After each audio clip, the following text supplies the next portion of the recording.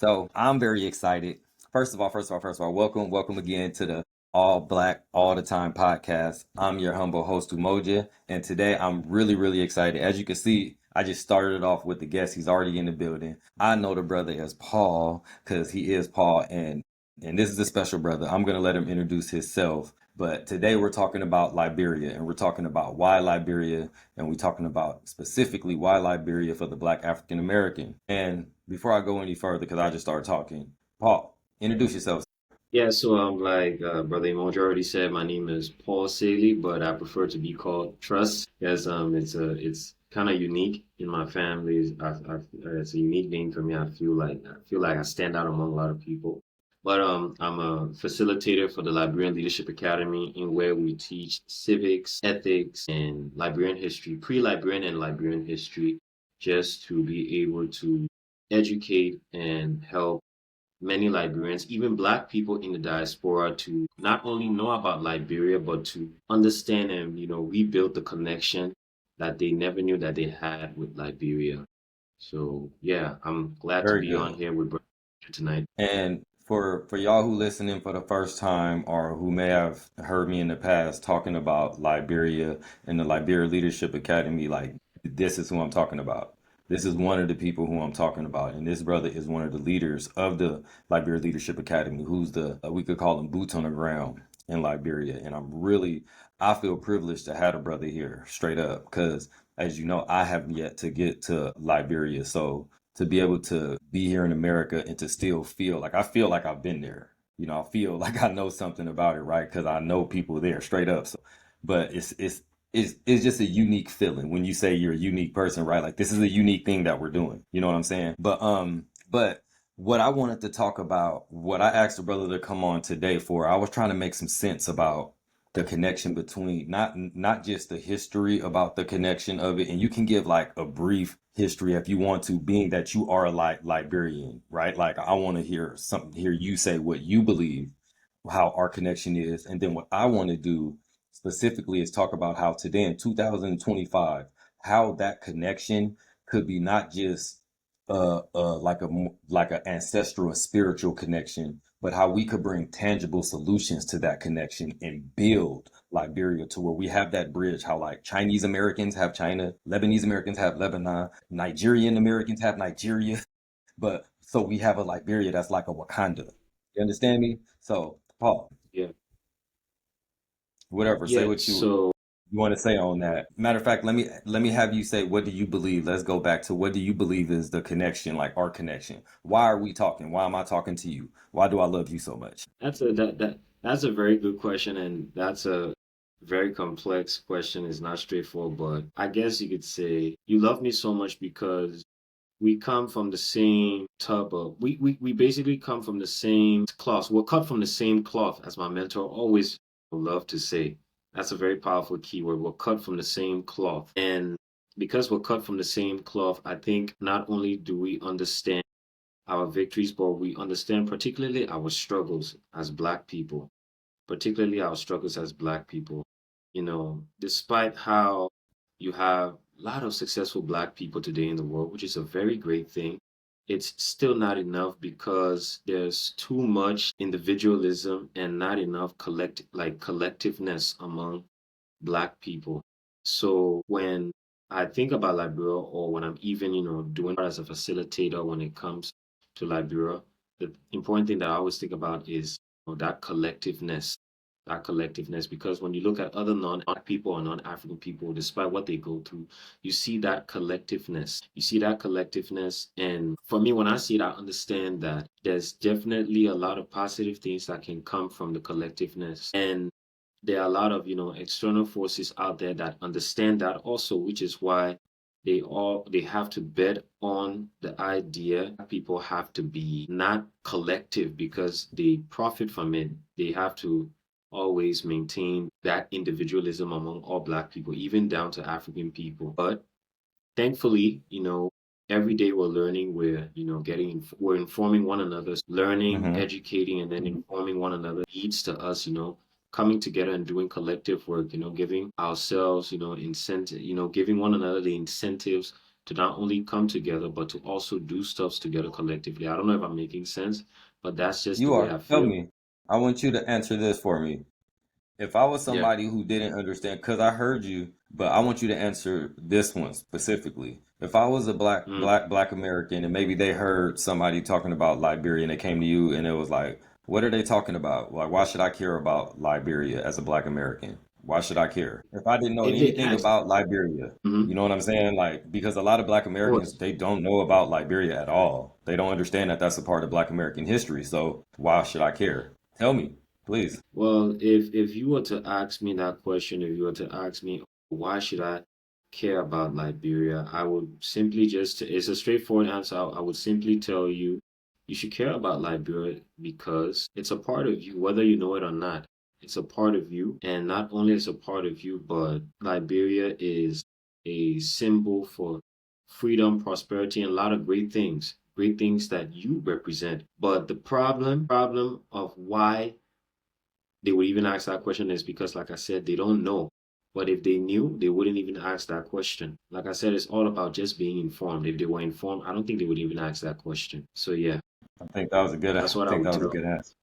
Yeah, man, I think that was a good answer. I really appreciate you being here. And since this, as you could hear, I promise you, he can go on deeper into the actual history of Liberia, the inception of it, everything that's happened there. But what I want to talk about, brother, and then we could go to a couple other places. I want to talk about like how in Black America we have access to so much Mhm. technology, education, wealth, just opportunity. Let's be honest. And we are privileged in terms of the African diaspora.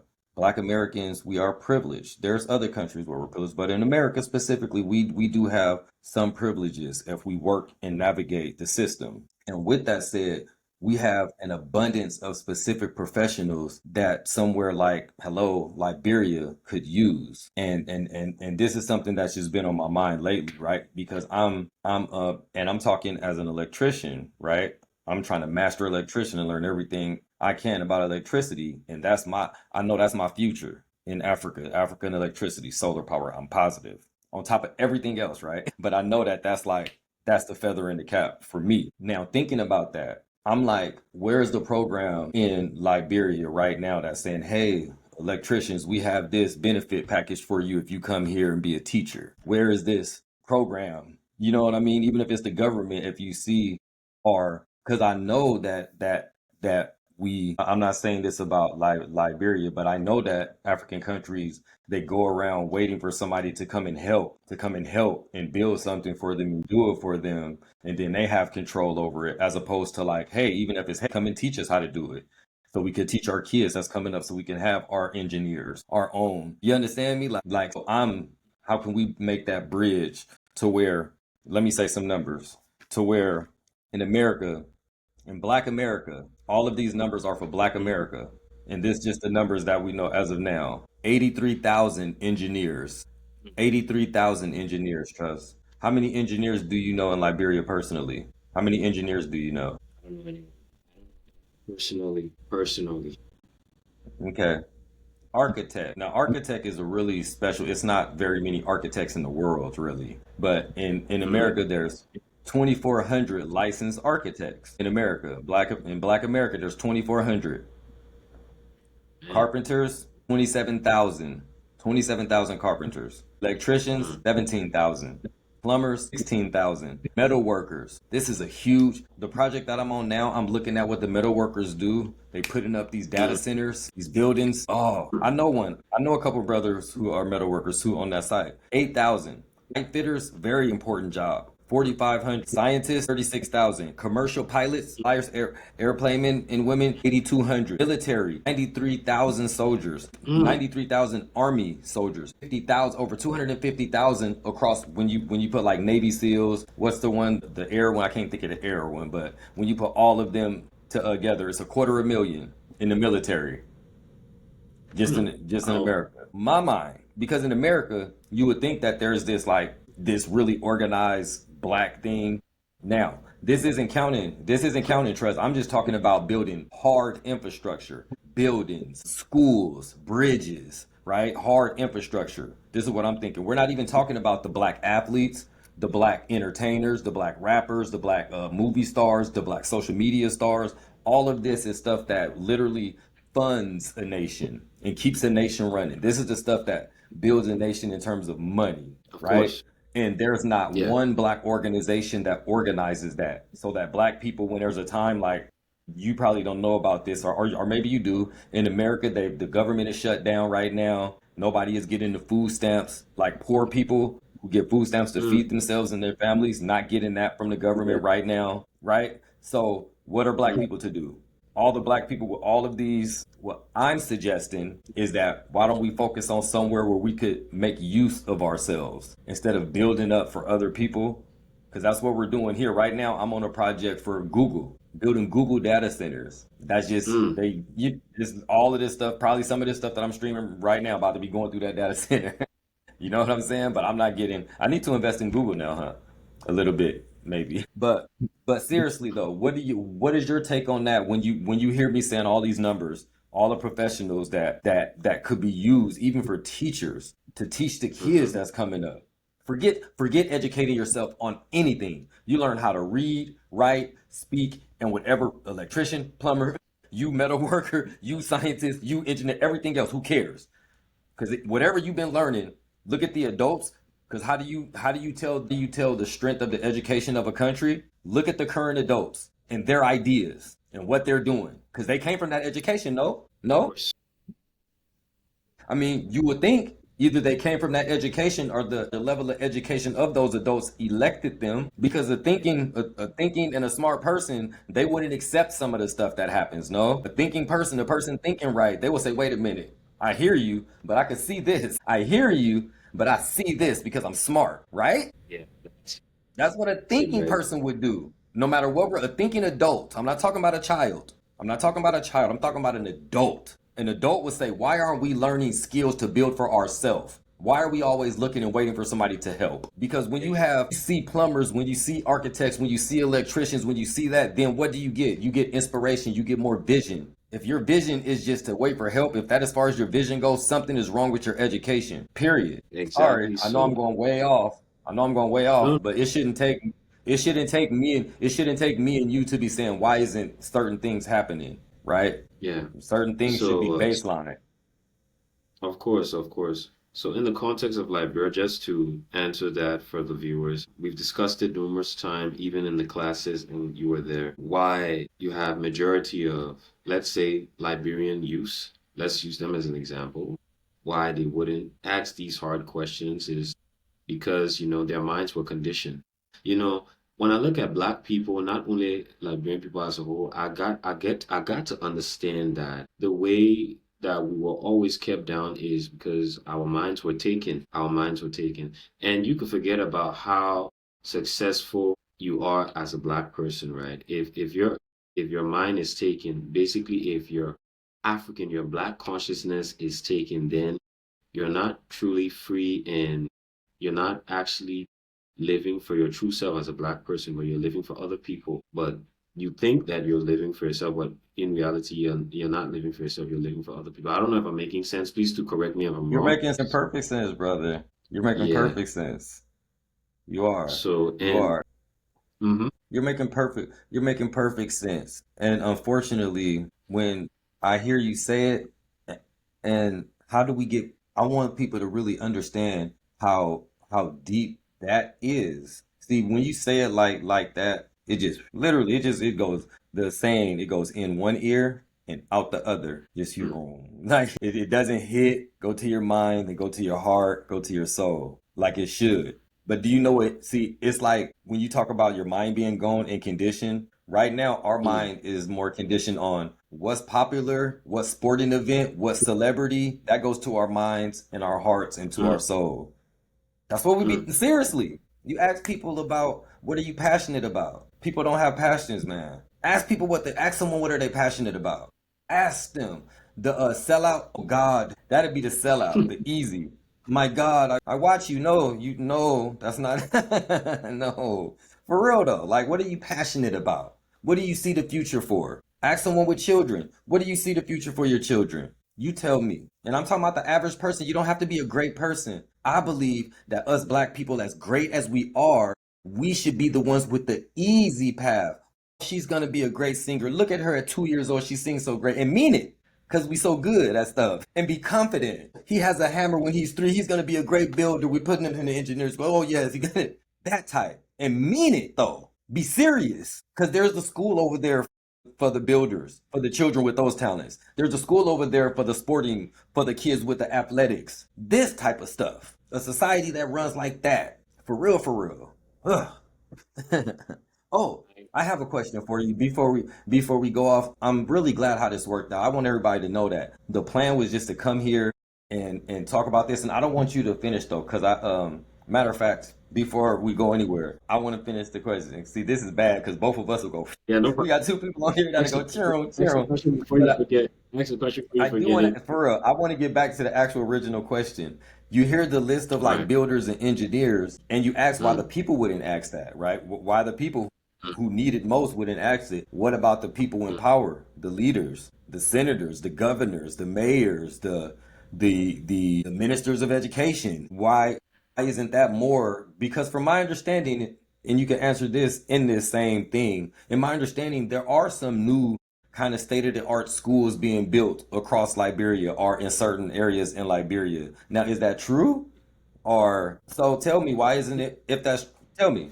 I don't want to just assume. I can't. No, so in Liberia, it's very common. You see, pretty like very like beautiful schools with beautiful infrastructure that's being built in Liberia. But for me personally, that's not even my concern because when I see those buildings, I'm asking, like, I don't even care about the school buildings, but what I care about is what's being taught to these kids. What are they swallowing? What are they consuming?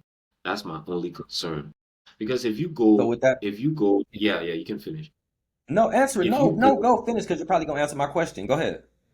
you go to example for if you go for example to Uganda or Kenya, like you would have some or most schools that you have some schools, right? Not pretty buildings or pretty infrastructure. I'm just giving an example. They have just Yeah. little, small like huts, like just school huts, but the quality of education is powerful. Mm-hmm. You get? You're Mm-hmm. not looking at the infrastructure, but you're not looking at the quantity of schools, but you're looking at the quality of what's being taught to the students. That's what you're looking Brother, at. brother, you just gave me an idea. You literally just gave me an idea. And I think we talked about Yeah. this in the front end of the Liberia Leadership Academy. We talked about Mm-hmm. the people, the alumni going out into the community and doing like sessions to teach more people. Of course, yeah. Why cannot we have so many alumni now? Because we've been doing this for a couple years now, a couple more than a couple years. How could we Mm-hmm. organize something to where we're going to talk about this very soon? Yeah. How can we It's organize something I've something been to where, thinking okay, about since, yeah. let's take this to the younger children now, so that the younger children are coming up thinking early. You understand Mm-hmm. me? Because we have Of course. enough to say, hey, you, Somo, you, where you from? You get a few children. Children 12, 13. You know what I mean? Kind of age to be start thinking critically like that and start Oh, teaching more younger so it gets younger and younger and brighter because we need that. Anyway, that's just as you was talking, I'm like, bro, you're right. These little small schools, we don't need any, like, it'd be nice to have beautiful buildings, but the and question I'm not is, saying it's who not. builds? It's nice. Yeah, it is okay. But I'm not saying it's not. who builds Yeah. them? Do you know who are doing the building of those buildings? Who are doing the Mm, construction? Who's funding it? Like, what's going behind it? in most Not really. cases, in most cases, sometimes it's politicians or it's So it's private people that have political. their own. Yes, sometimes it's politicians that build the schools.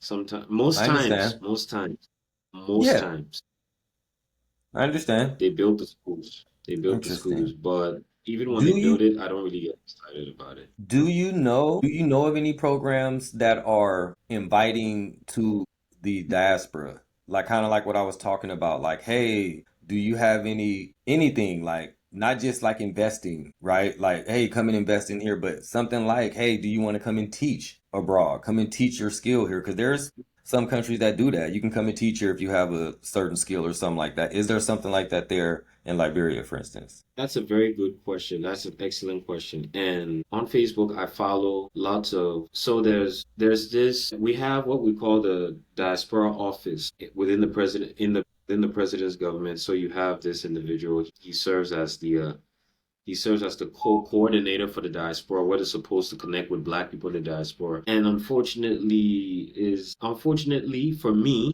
what I see them do is that they host conferences outside, Liberia, and they talk about a lot of things, but they don't talk about what you just suggested. If they don't talk about, Black teachers, skilled Black teachers to come to Liberia to teach. Maybe they do, I don't know. But for me personally, it's not something I really hear them talk about in their agenda. Let me be honest with you. Well, you're They in don't. Liberia. You would see it. You don't have, that's why you're there. I You wouldn't have to look far. so I did see a recent conference. It happened in Washington this gone September. And unfortunately, I'll tell you the truth, there was no mention of that in their agenda. It was a different agenda. It was a different agenda. It was a What different agenda did you agenda. notice? What It agenda was a would you say political. it was?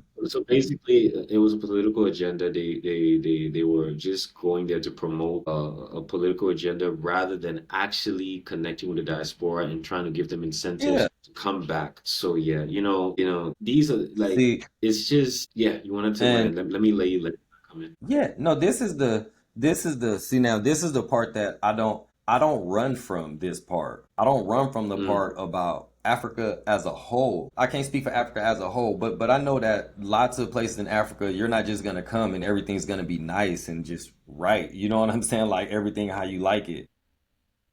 mm, For me, for me to hear it, it's very frustrating. Like when I look online and I look at how petty the politics, the yeah, CDC and the UP, the part is so petty, right? But look, very. no, listen to me. It's like that here Yeah. too. But Hmm. it just seems so childish for the Liberian way, right? I'm like, oh my goodness, y'all, like, what are we thinking about? But the whole, oh my goodness, I didn't lost my thought. I talked about the CDC and the UP, and I lost my thought. I started thinking about how petty the politics is, and I lost my whole thought. Jeez, jeez, I'm sorry. Oh my goodness, I was gonna make a It point too. happens. Go ahead. Oh my Yeah. goodness, I was making a So, point too. is it coming back to you now? I don't. Is it I gotta coming? It think. Go ahead. happens. Look, I'm like, I gotta think. What the heck was I? I got so much in my head, man. For real. So I I wanted can't. to put emphasis on, I wanted to talk about the data of skilled Black Americans that you showed to me. They were amazing. Please. And my mind went back to what Liberian politicians were doing, more than a century ago, most especially in the 1800s. I think you remember we talked about Daniel Bashir Warner, Liberia's third president.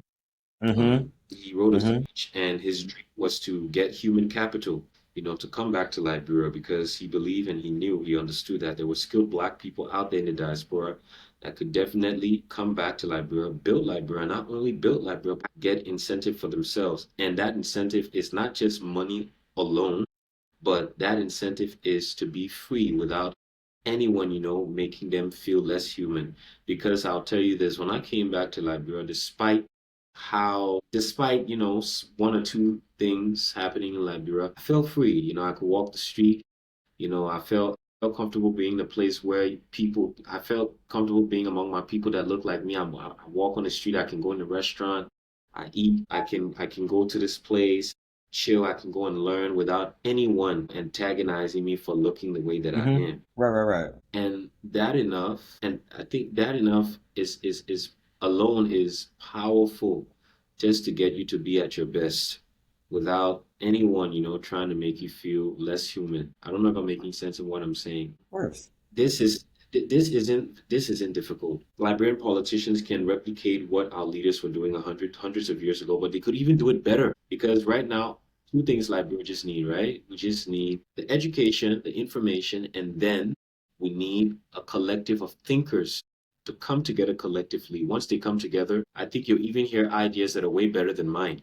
You'll be blown away. It's not even, but yeah, it is what it is. I remember where I was going. I remember I was See, going. it happens. I was He can come in. And it was perfect because you had just finished. I don't like to run or shy away from the fact that like there's challenges. There's challenges Mm, in wherever you go, right? There's challenges. Here's how I conceptualize it. I conceptualize it like you could hide away somewhere in an American city. You could even find a little black corner and be around black people, but you're still subject to violence against you because you're Mm, black. You're still mm, subject to, and when I say violence, I mean to the most harsh degree. Everything to the most degree, discrimination to the most, bias to the most, just because you are black. And if it's not you, you'll turn on the TV and you'll see it happening to your brother or sister all the time. Crime, you'll just see it and you'll just have to live with it.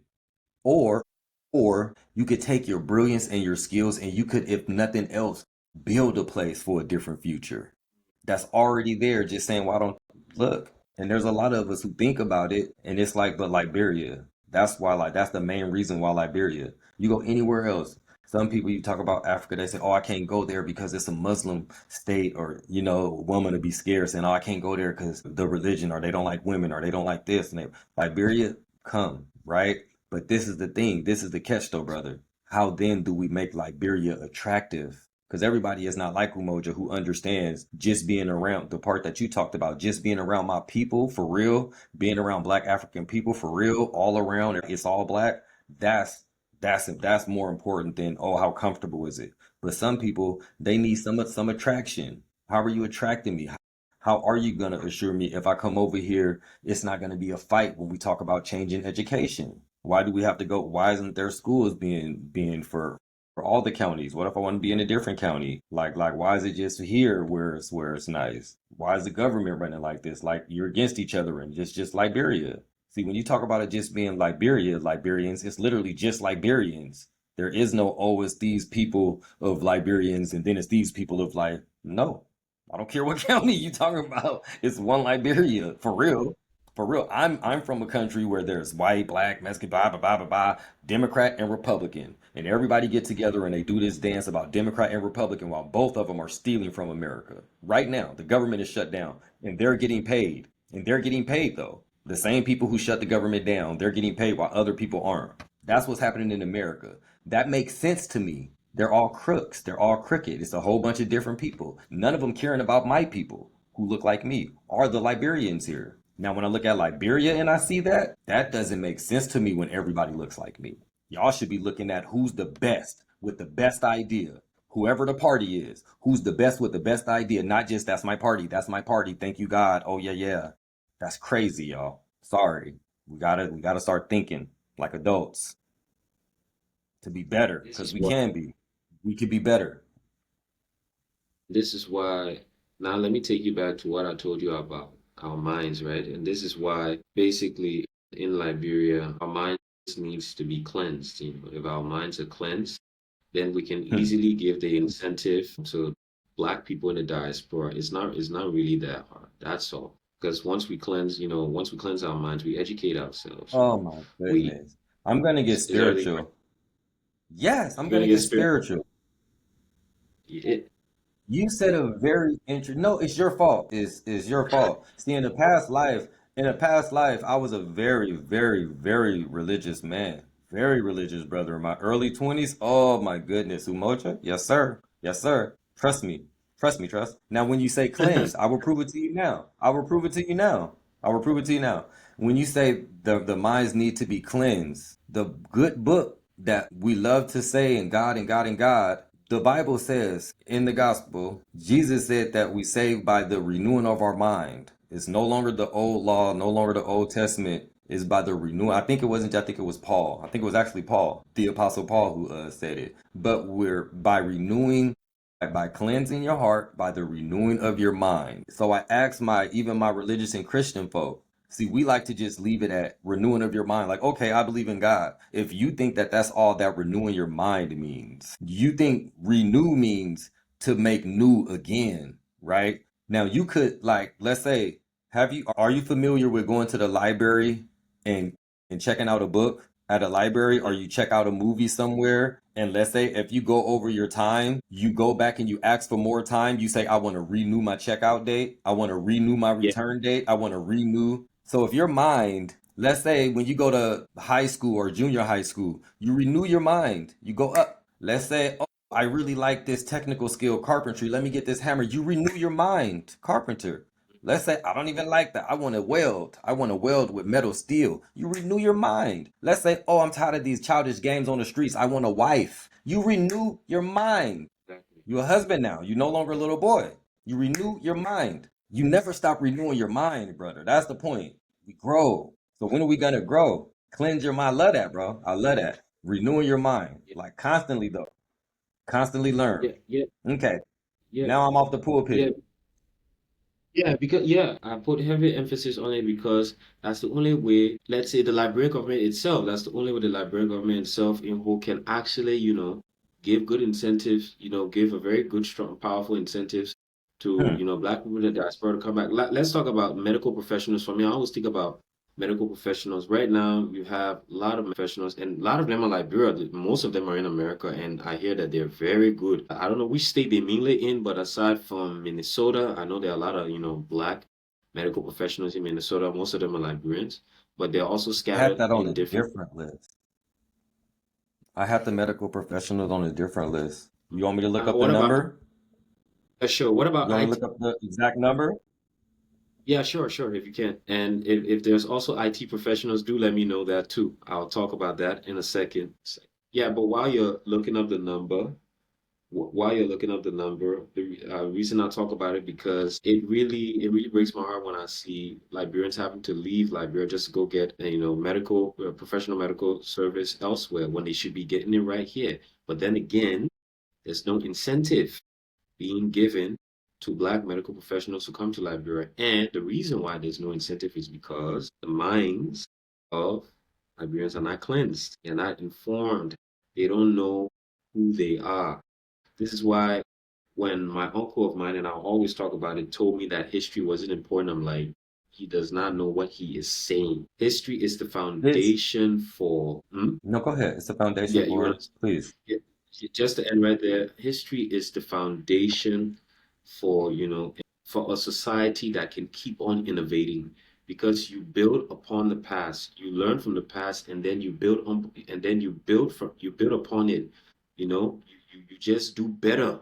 So yeah, that's what I wanted to say. You can come in. I think a good way to put it, and then I'll tell you about the medical professionals and the IT professionals. A good way to Mm, put it is like Liberia could be legit for where the best of the diaspora who wants to be at a place that's all Black African, where they come and just build it into being the best. And then the mm-hmm. rest of us who wants to come somewhere where it's Black African, we come and help. The best of us, then the rest of us. I mean, it could be that simple. Medical professionals in America, doctors and physicians, 84,600. Dentists, Mm, 5,600. Registered nurses, 215,000. That's a lot, bro. Pharmacists, 6,900. Physician assistants, 5,800. Surgeons, 4,200. mm. IT professionals, computer and information, 6,420 Black professionals. Software Wow. developers, 60,000.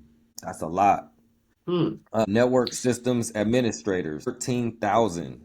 Web developers, 10,400. Database Now, administrators, database, two more. Database administrators, 5,000. Cybersecurity analysts, 8,700. I'll tell you this. Right now, currently, if I'm not, if I'm not working if I'm not being a facilitator within the Library Leadership Academy, I'm currently studying IT governance. I'm rigorously taking my time to understand it because it's a bit complex. Our digital infrastructure is very vulnerable. So that's why I talked about Black IT people because, or Black people who are into the IT field, software networking field. It'd be amazing for those people to come to Liberia and not only help to build our digital infrastructure, but to help keep it secure because security is important. It is everything. Right now, you have Starlink. People purchasing Starlink in Liberia, something which I didn't want to happen, but it already did. They're using Starlink. And, Starlink is owned by a very racist businessman by the name of Elon Musk. He tried to take this business to South Africa, but, Black South Africans came up with something called the Black Economic Empowerment Law, in which if Elon Musk was to bring his Starlink or internet business into South Africa, South Africans were to have 30% control over the business and revenue, which is the rightful thing to do because not only do you want to make revenue for yourself, but you want to ensure security. your country's data and privacy information is very important. But this is something, once again, the government, they don't think about it. They don't think about these kinds of things. Going back to the history discussion, if they knew their history and they had the kind of mindset that me and you had, they tread carefully. You see the South Africans, they know their history. They know what they've been through. They understand they know their struggle. They know who they are. So that's what, they're not perfect, because even though they're not perfect, because even when we talked about, Liberian leaders from the 1800s, Liberian politicians, no matter how much they wanted the goal of, black prosperity, they were flawed. It's okay. The human beings, they're flawed, right? But the important thing is they knew who they were and they knew what they wanted. But this isn't the case for, Liberian government. So I was very worried when got to know that Starlink is now, operating in Liberia. So yeah, another reason why, It's if you had, and matter of fact, if you had black people from the diaspora coming in to, get involved with our digital infrastructure, you'd be surprised we could launch our own satellite into outer space, have our own data bandwidth, just our own digital footprint. We don't have to depend on someone else's. See China, they have their own digital infrastructure, their own digital footprint. They're secured on their end. So yeah, I'll pause right there and let you come in. No, I appreciate it. I appreciate everything that you said. For me, I just get frustrated, little bro. Honestly, I just get frustrated when I realize how far we have to go and how little interest or how little help it seems to be. How little Mm, real help, as in helping ourselves. When I say help, let me be clear. I mean as little helping ourselves. It should be an exciting challenge to look, man. We have the opportunity to actually go and build a nation that's ours. What the fuck are we waiting mhm. for? What are we waiting for? When I hear in America, when I see our brilliant people, even our brilliant politicians doing this dancing like they don't know their history, when talking about history, like they don't understand the history of, yeah, here you go, yeah, we'll give you this symbol of power, but everything's gonna stay the same. You're still gonna be the most policed, you're still gonna be the most jailed, you're still gonna get mistreated, you're still not gonna get the jobs, you're still not gonna get the loans for business, you're still not gonna just chill out, black person. Whenever you try to say it's race, we're gonna say you're tripping, bro. You're tripping. It's not about race. It's never about race. For real. And at the same time, simultaneously, the Liberian government is sitting up there acting like everything's fine, just parading around like it's an actual country that's functioning right. I will say one thing. Liberians are actually starting to wake up. So we're making That's progress, important. but yeah, we're making progress. It's slow, but we're making progress. For me, it's equally important that Black Americans also know about Liberia. They just have to know about Yes. Liberia. They have to. Yes. So I Yes. don't No blame matter. I don't blame them. I don't blame them if they ask questions. I don't blame them. I don't blame them. So once they know about Liberia, they won't even have to think about asking that questions. Real talk. In fact, if more Black Americans get to know about Liberia, hopefully there will be no such thing as Black conservatism anymore, because that's another thing too that really is sad. But Let me yeah, tell you, I'm gonna ask you a question. I don't have anything else. I have a couple questions I want to ask you off. So I'm gonna stop this, brother. I feel like literally we could just keep on talking, but I want to make sure that what we talked about, and I'm glad you did like, yeah, man, you're gonna get some good stuff out of this. I hope it comes out clear and everything, but the voice is crisp and perfect. So that's gonna be great. Seriously though, Trust. I'm gonna stop this, but we should be able to still talk. Little brother, I love you much, man. I love you much. And love guess you too. what? We will dine. We will dine soon. We will break bread, brother. We will dance very soon. Of course, of course. Listen to all full podcast episodes wherever you find podcasts.